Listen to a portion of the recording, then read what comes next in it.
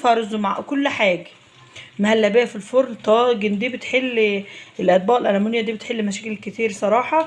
بس اهم حاجه لما تيجي تحطها في صينيه.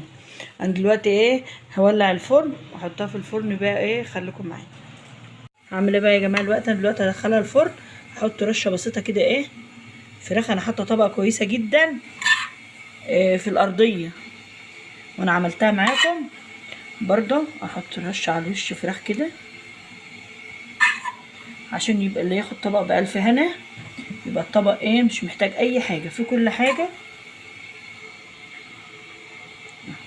دلوقتي انا ايه هحطها في الفرن. خليكم معايا اهي. اهي مش هتقعد كتير يا جماعه، لان انتوا عارفين زي ما كنتوا معايا كده كل حاجه مستويه. هو بس ايه 7 دقايق مش اكتر وخلاص. وهطفي عليها واطلعها من طاجن.